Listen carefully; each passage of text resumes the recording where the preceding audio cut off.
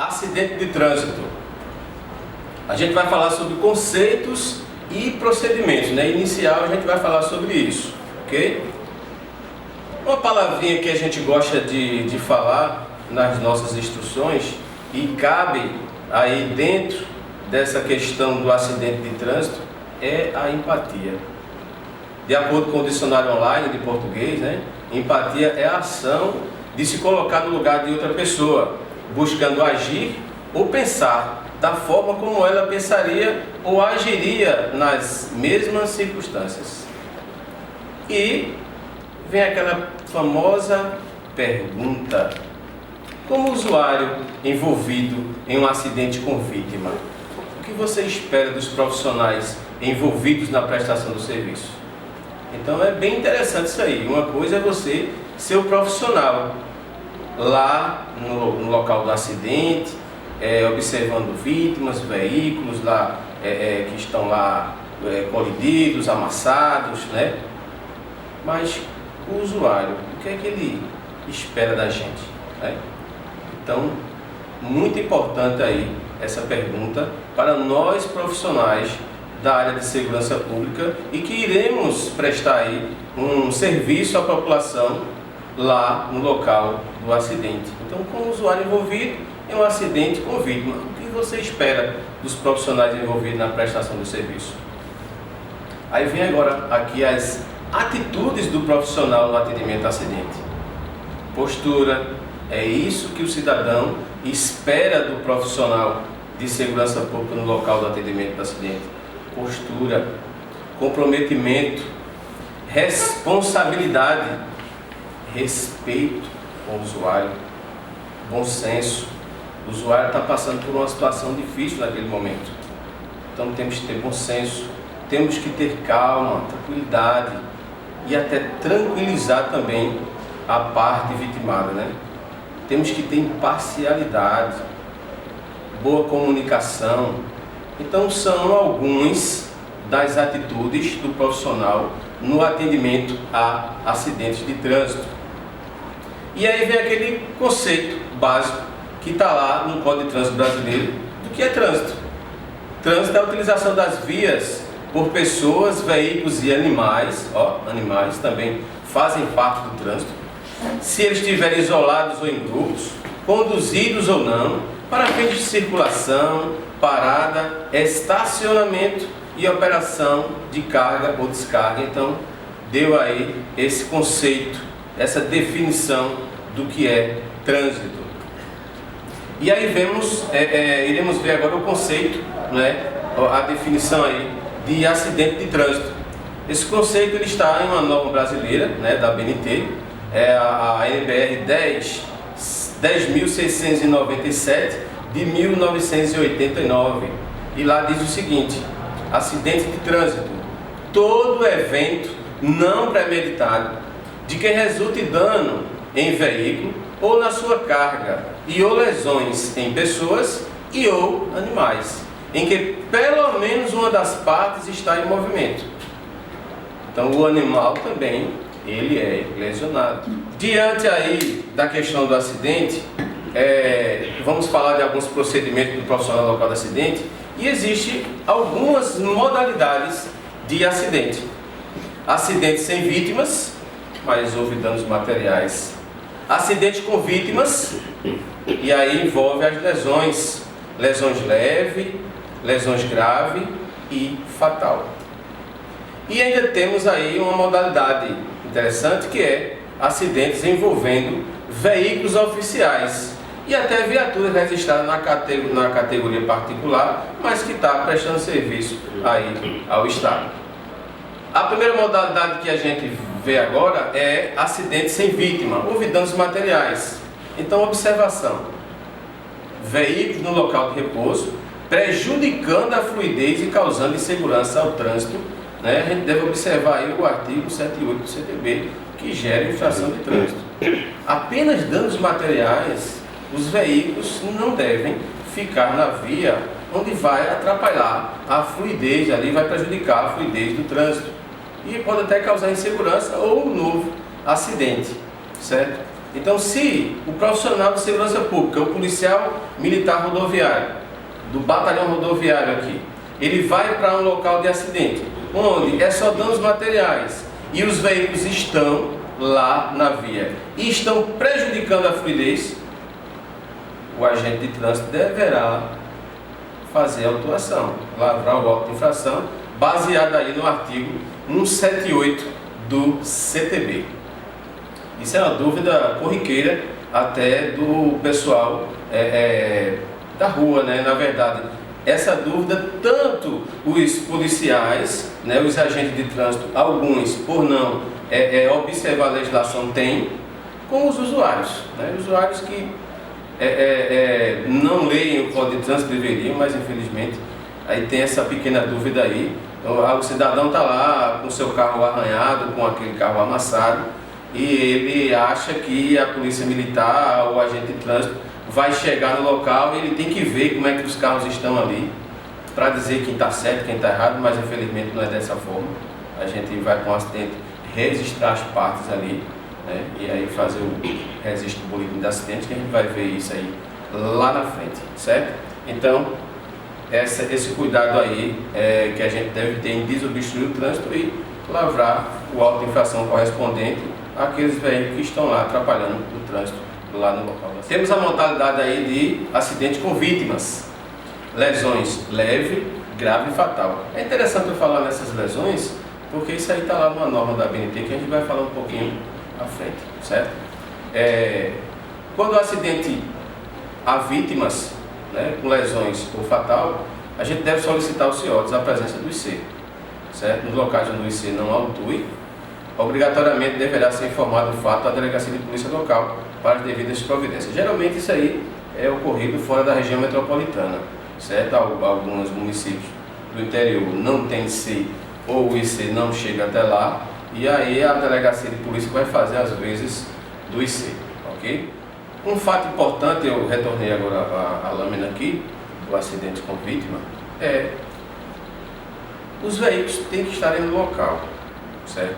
Tem que ser preservado, que a gente vai falar um pouquinho na frente, mas o contato com isso é interessante para a gente definir lá realmente como é que está aquela cena, como é que está aquela área do acidente, do sinistro, para que realmente o IC verifique se ele precisa realmente se deslocar ao local ou não. Agora temos a modalidade, né, envolvendo veículos oficiais e viaturas registrados, né, na categoria particular. A gente vê uma observação aí, né? Existe a portaria da Secretaria de Administração, né, a portaria SAD número 1047 de julho de 2013, e temos o SUNOR, Suplemento Normativo da Polícia Militar daqui de Pernambuco, o número 025 de 5 de dezembro de 2012, conforme lá a portaria normativa do Comando Geral, número 997 de 27 de novembro de 2012. A gente vai começar a observar um pouquinho essa portaria e esse suplemento normativo, tá? Bom, providências a serem tomadas com essas viaturas, né, que sofrem aí, que se envolvem na verdade em um acidente de trânsito. Acionar de imediato o CIODES, acionar o oficial de operações, fiscal do PGES, oficial de dia, então aquela autoridade que está ali durante o dia de supervisão, certo? Eles têm que ter ciência do fato que uma viatura se envolveu no acidente de trânsito, para que sejam tomadas as providências relativas à portaria do Comando Geral, né? Devendo, quando possível, ser arroladas testemunhas. Pessoal, testemunha é uma coisa importante, interessante para nós. Todo acidente de trânsito a gente deve arrolar testemunhas sempre que as houver, certo? E aí apresentar o oficial encarregado da apuração. Se a viatura estiver no interior do estado, será acionado o oficial de operação do local onde aconteceu o fato. Por exemplo, se o acidente da viatura for na área de Carpina, aí poderá também ser acionado lá o oficial de dia do 2º Batalhão, e isso para as viaturas do 2º Batalhão. No caso da nossa, vai acionar o nosso oficial, né, o supervisor, o oficial de supervisão de dia, o graduado de operações, e acionar aí todas as autoridades competentes para que tenham ciência do fato. Outras providências, né? O condutor de veículo oficial que se envolver em acidente de trânsito deverá adotar os seguintes procedimentos. Em caso de acidente sem vítima, adotar providências para remover o veículo do local quando necessária tal medida para assegurar a segurança e a fluidez do trânsito conforme disposto no artigo 178. Pessoal, isso é o que diz o Código de Trânsito. Permanecer no local do acidente até a realização da perícia. Providenciar o registro de ocorrência na Polícia Civil e preenchimento do boletim de ocorrência de acidente de trânsito. Comunicar o ocorrido ao setor de transporte responsável no batalhão e arrolar testemunhas. Então essas são algumas das providências quando uma viatura se envolve em um acidente sem vítima, ok? Em caso de acidente com vítima, então não retirar o veículo do local, salvo se determinado pelo policial agente de trânsito, sob pena do cometimento de infração de trânsito, conforme disposto no artigo 176. Se realmente há uma necessidade de que aquela viatura tenha que sair do local, né, até para que não haja outro acidente, realmente tem que ser feito. Providenciar socorro à vítima, acionando o SAMU através de 192 ou o Corpo de Bombeiros através do 93, né, que a gente vai observar a questão do SAMU para mal súbito ou alguns acidentes, mas se houver vítimas presas ferragens, o bombeiro vai ter que ser acionado. E se for numa rodovia federal, tem que acionar também a Polícia Rodoviária Federal através do número 191, que poucos conhecem, certo? Permanecer no local do acidente até a realização de perícia. Deve providenciar o registro da ocorrência na Polícia Civil e preenchimento do boletim de ocorrência de acidente de trânsito. Comunicar o ocorrido à seção de transporte e comunicação, né, procurar o responsável para comunicar, anotar dados de vítimas e arrolar testemunha. Então, tudo que for necessário, todos os detalhes devem ser anotados. Como a gente já havia falado, testemunha é importante para esse tipo de acidente com viatura, muito importante. Diante de um acidente, né, 6 aspectos devem ser levados em consideração. Primeiro, posicionamento da viatura. Segundo, a sinalização do local do acidente. Se o local não for bem sinalizado, vai causar insegurança para o profissional, para as vítimas que estão no local, para as pessoas, alguns curiosos que a gente deve afastar. Então a sinalização do local é primordial. Isolamento do local. Então isolar o local do sinistro. Toda a área do acidente deve ser isolada até a presença do IC, né? Até resolver todo aquele acidente. Gerenciamento dos riscos, que a gente vai observar lá na frente, e acionamento dos recursos, que seria o recurso especializado, o bombeiro, o SAMU, a Rodoviária Federal e 7 demais que a gente vai observar um pouco à frente, cada item. Atendimento pré-hospitalar, né? O famoso APH, é o item 6. A gente só vai fazer realmente um atendimento pré-hospitalar se a gente tem capacidade técnica para isso. Caso contrário, esperar o socorro especializado. Posicionamento da viatura, né? Esse é o item primeiro.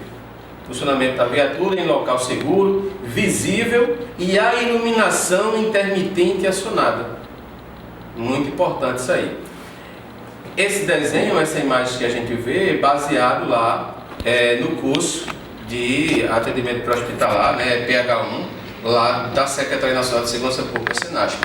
Então, é uma imagem ilustrativa conforme lá o curso do SENASP, que mostra a viatura lá estacionada, uma distância aí, no mínimo aí de 15 metros dos veículos acidentados e sinalizada. Certo? Uma coisa importante, né, a colocação dos cones da sinalização deverá obedecer à seguinte proporção: 1 metro para cada quilômetro de velocidade máxima permitida na via. Exemplo: se a velocidade máxima da via for de 40, o primeiro cone de sinalização deverá ser posicionado a 40 metros antes do local do acidente, e os demais cones deverão se distribuir em direção do local do acidente, como a gente verifica aí na imagem, certo? Uma coisa interessante que a gente fala também na aula de direção defensiva, que vai chegar para ir para o posicionamento e estabelecimento dos cones, é a contagem de passos.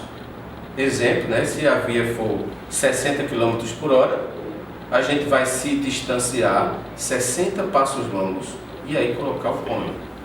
Quanto mais distante lá do veículo acidentado ou da viatura, como mostra aí a imagem, quanto mais distante, mais melhor para a nossa segurança. Bom, estamos vendo aí o acionamento da iluminação intermitente, né? A gente está vendo aí as iluminações, né? Abrindo para o lado esquerdo, abrindo para o lado direito e abrindo ao centro para ambos. Significa que quando a viatura dispuser desse dispositivo, a gente vai acionar para o lado esquerdo da via os veículos que vêm e observam a viatura. Ela está sinalizando que você pode ir para o lado esquerdo. Se ela está para o lado direito, ela está sinalizando que você pode seguir para o lado direito. Se ela está abrindo do meio para ambos os lados, então significa que você pode tomar o lado direito ou pode tomar o lado esquerdo. Isso aí pode, o acidente está no meio da via e a viatura está posicionada lá no meio e dizendo lá que você pode ir para o lado direito ou para o lado esquerdo, e isso no mesmo sentido, ok?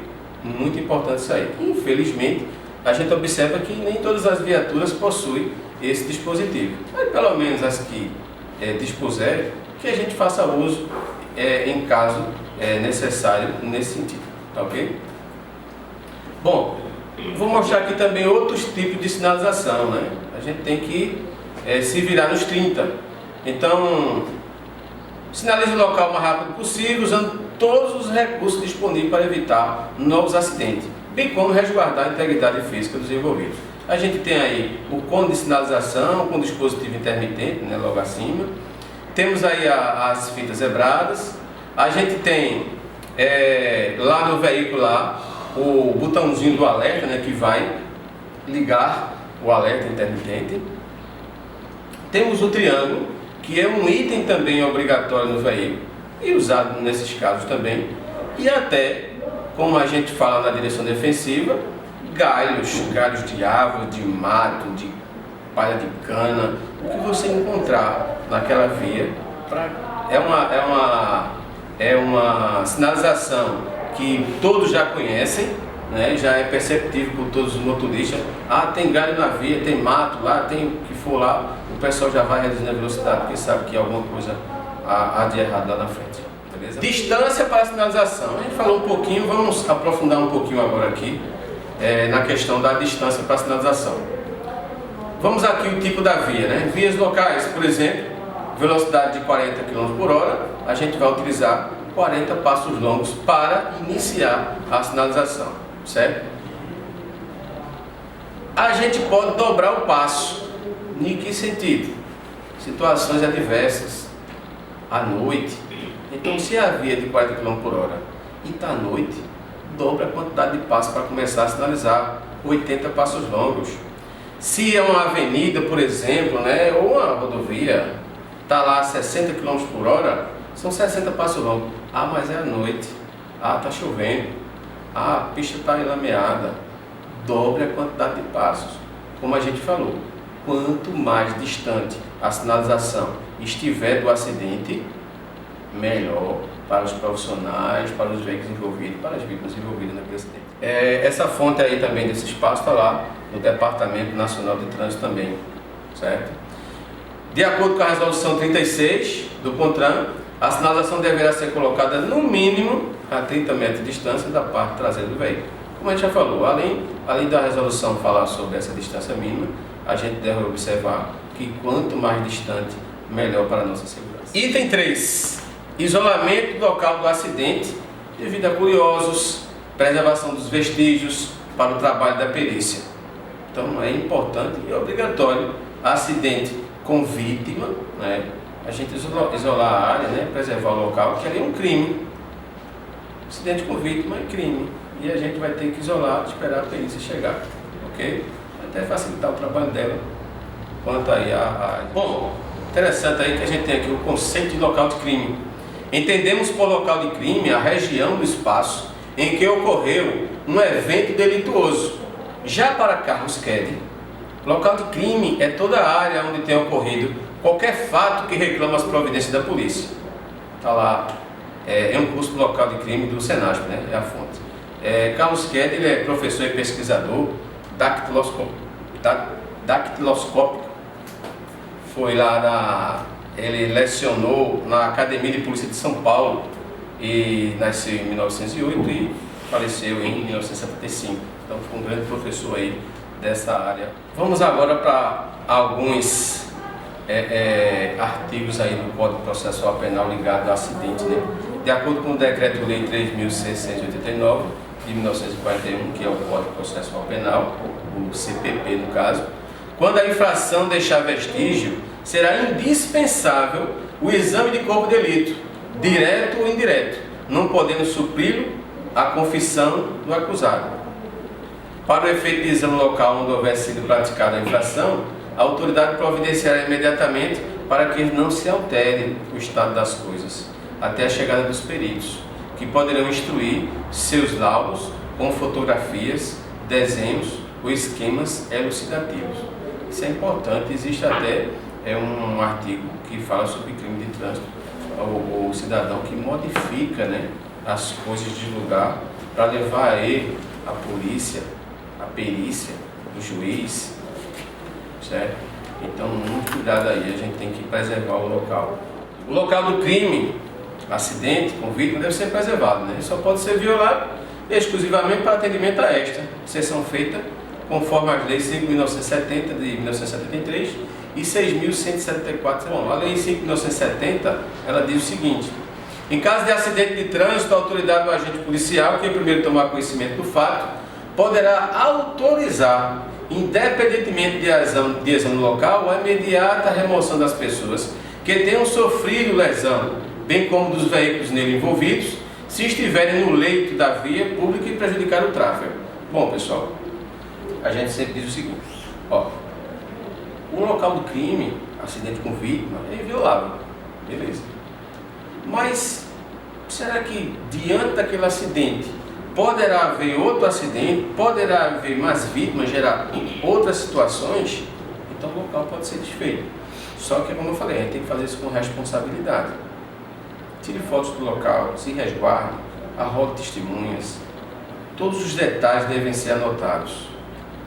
Todos os detalhes devem ser anotados. A gente só vai fazer isso em últimas consequências, se realmente houver necessidade. Se houver, estamos amparados pela lei 1970 de 1973, certo? Outros profissionais que adentram a área do acidente e desfaz a cena é o bombeiro, para salvar a vida. E se for necessário que nós modifiquemos para salvar uma vítima, a gente também poderá fazer. Caso de incêndio, caso de explosão, produtos perigosos, que a gente pode ainda retirar aquela vítima antes de acontecer uma coisa pior, a gente poderá fazer isso também, como eu falei, com responsabilidade. A Lei 6.174 fala a mesma coisa, só que é do Código de Processo Penal Militar, então voltados a acidente com policiais militares. Exclusão de ilicitude, né? Como a gente falou da questão do bombeiro também. Está lá no Código Penal, Decreto-Lei 2.848 de 1940. Artigo 23. Não há crime quando o agente pratica o fato em estado de necessidade, em legítima defesa, em estrito cumprimento do dever legal ou no exercício regular de direito. Então, assim, o acidente é com vítima, mas eu preciso desfazer. Se for um estado de necessidade, eu vou desfazer. E eu não estou cometendo um crime não, porque é exclusão de ilicitude. Se for em legítima defesa, o estrito cumprimento do dever legal. Pode ser o estrito cumprimento do dever legal meu, pode ser do corpo de bombeiro, pode ser do SAMU. Omissão de socorro. É interessante a gente ter isso em mente também diante do acidente. Deixar de prestar assistência quando possível fazê-lo, sem risco pessoal. A criança abandonada ou extraviada ou a pessoa inválida ou ferida, aí onde entra o acidente, ao desamparo em grave e eminente perigo, né? Ou não pedir nesses casos o socorro da autoridade pública. pena de detenção de 1 a 6 meses ou multa. Omissão de socorro. A gente deve observar esse artigo aí como profissional de segurança pública lá no local do acidente também, porque o cidadão que causou ou o cidadão que ia passando na hora e a gente solicitou que ele desse apoio e ele se omitiu. Então, são várias situações aí. Bom, 4, né? Gerenciamento dos riscos. Avaliar a cena. Será que há vazamento de combustível do veículo acidentado? Há risco de explosão? O veículo envolvido contém lá produtos perigosos? Há fios energizados, né? O carro, o automóvel, o caminhão, qualquer tipo de veículo. Ele colidiu lá com um poste de iluminação pública, a fiação caiu por cima do veículo. E aí? Perigo elétrico. Risco de incêndio? O veículo, a sua carga está em posição estável, está no barranco, né? A carga está caindo. Quantidade de vítimas e de suas lesões. Então tudo isso a gente tem que avaliar. Então a gente já começa a observar o seguinte, né? Que até agora a gente não tocou na vítima, mas muitos procedimentos foram tomados antes disso. Cena com produtos perigosos, combustível derramando, produtos perigosos, devemos priorizar a segurança de todos que chegam no local também, sinalizar toda a área do acidente, não permitir a aproximação de pessoas estranhas no local, caso possua fita, né, de isolamento lá, isolar, manter-se de costas para o vento, no caso de produtos perigosos, a depender do produto, vai danificar nossos tecidos e a gente vai de encontro ao vento, vai ficar de costas para o vento para não inalar aquele produto. Manter-se possível na lateral da cena do acidente, preservando os vestígios. Curiosidade, em 3 de novembro de 1982, um caminhão-tanque com combustível, né, explodiu dentro de um túnel no Afeganistão, matando cerca de 1.100 pessoas. Então, produto perigoso, a gente deve ter o maior cuidado possível. Alguns exemplos aí de painéis de segurança, né, são essas placas retangulares laranjas, né? Quando ela não tem nada ali, está lá, só o laranjado ali, é exemplo de número da ONU e do risco, porque há 2 ou mais produtos diferentes sendo transportados naquele veículo. Já na segunda placa a gente tem ali a dezena 30, é o número de risco, por exemplo, de líquido inflamável. E o 1263 logo abaixo é o número da ONU referente ao produto, que aí seria tintas, vernizes e solvente. Na terceira placa temos aí 33, ó, a repetição do número 3. A repetição do número de risco principal potencializa o risco, tornando-se inflamável, altamente inflamável, se corrosivo, altamente corrosivo e assim sucessivamente. Já a quarta placa a gente tem, além de uma centena, por exemplo, tem um X, logo iniciando. Quando o número de risco vier precedido da letra X, indica que o produto reage com água. Então é interessante a gente ter esses exemplos para a gente segurar. A gente tem aqui alguns exemplos de rota de risco, né? Explosivos, oxidante, radioativo, corrosivo, tóxico, líquido inflamável. Então, só para a gente ter ideia dos rótulos de risco dos produtos perigosos. O pictograma logo acima, né, o símbolo de risco. Abaixo vem o texto, indicativo da natureza do risco. E o último item é o número da classe ou subclasse de risco, que 3, no caso aí é líquido inflamável. Temos também uma simbologia diferente para a gente observar aí. É o símbolo de risco ao meio ambiente. Fora aquela sinalização que a gente já viu, temos aí, tem 2 produtos, né, da ONU que levam aí esse símbolo de risco ao meio ambiente. E temos aí esse símbolo aí de temperatura elevada, certo? É diferenciado, a temperatura está quente. Alguns telefones de emergência para acidentes com produtos perigosos, vemos aqui. Existe a ABQUIM, que é a Associação Brasileira de Produtos Químicos, lá o 0800 11 8270, bem interessante. Para alguns acidentes com produto químico, muitas vezes, algumas vezes aí, o bombeiro não tem as roupas adequadas e a ABQUIM é profissional técnico nesse assunto, ela já vai direto ao acidente, sendo acionada a 0800 11 8270, e eles têm todos os níveis de roupas para cada acidente. Temos o Corpo de Bombeiro também, que deverá ser acionado através do 93, e a Defesa Civil através do 99, que é para grandes desastres e acidentes com produtos perigosos também. Em contato com fios elétricos, devemos isolar o local, não retire as pessoas dentro do veículo, não tente remover o cabo de eletricidade, e aí temos um númerozinho aí da CELP, o 116, que deve ser acionado para que a energia seja desligada para retirar aí a vítima do local. No 5, temos aí o 5º item, né? Acionamento do serviço especializado. Temos aí a Polícia Militar, 190, poderá ser acionado para acidente nas rodovias estaduais e áreas urbanas. Na verdade, a gente vê que a Polícia Militar está em todo lugar, ela faz tudo, mesmo quando a rodovia federal não vai, ela está lá presente também, prestando auxílio e assistência. Temos o 191 da Polícia Rodoviária Federal, acidentes nas rodovias federais. O 192, SAMU, acidente de trânsito mal súbito. O 193, né? Vítima, presas ferragem, risco de incêndio e explosão. O bombeiro está aqui. E temos também a Defesa Civil, através do 99, ela vai para acidentes envolvendo produto perigoso e grandes desastres. E tem o CPRH. Por quê? Porque a depender do produto perigoso, houve crime ambiental, a CPRH tem que ser acionada através do 3181-8804. Além ainda da questão dos números que a gente acabou de ver, temos a seguinte situação. Algumas rodovias, por serem concessionadas, possuem números próprios. Ao trafegar, observe as placas ao longo da via e anotem o número de emergência para a posterior necessidade. Temos aqui 2 vias concessionadas no estado, na região metropolitana, que é a Rota dos Coqueiros, e aí tem lá o seu serviço de atendimento de urgência através do 0800 282 0281, e temos também a concessionária Rota do Atlântico, que segue lá para a Suape e para as praias de Porto de Galinha, Muro Alto. Tem o serviço de atendimento de urgência através do 0800 282 0281, tem ambulância com UTI, ok? Lembrando que para essas ligações de emergência, elas podem ser feitas de qualquer telefone móvel fixo, sendo a ligação gratuita. Você não vai gastar do seu bolso para fazer aí essas ligações. Ao solicitar socorro, devemos informar local exato, tipo de acidente, a descrição das vítimas, sexo e idade, se há vítimas inconscientes, a gravidade dos ferimentos das vítimas.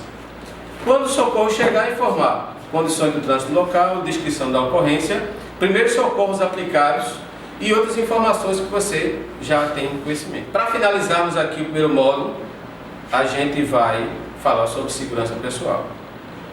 Veja que do início do módulo a gente vem falando de procedimentos de chegada local, de sinalização, né, de gerenciamento de risco, falamos de tudo. A hora de tocar na vítima é agora. Segurança pessoal. A gente só deve fazer procedimento com a vítima se a gente realmente for capacitada para isso. Se tivermos técnicas, né, a gente tem que utilizar técnicas e procedimento que visem a execução de qualquer atendimento de forma correta, com o mínimo de risco para a saúde.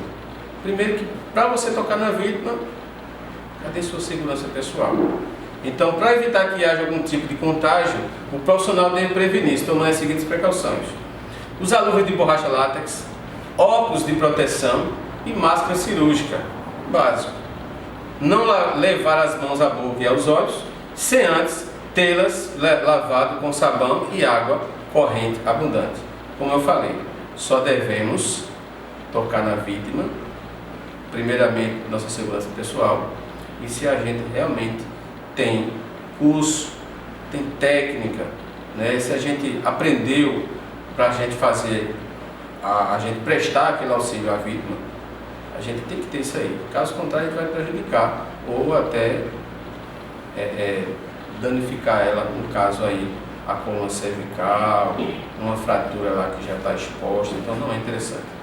Bom, finalizamos aí a primeira parte da nossa aula, falando sobre acidente, e a segunda parte será sobre boletim de acidente, ok?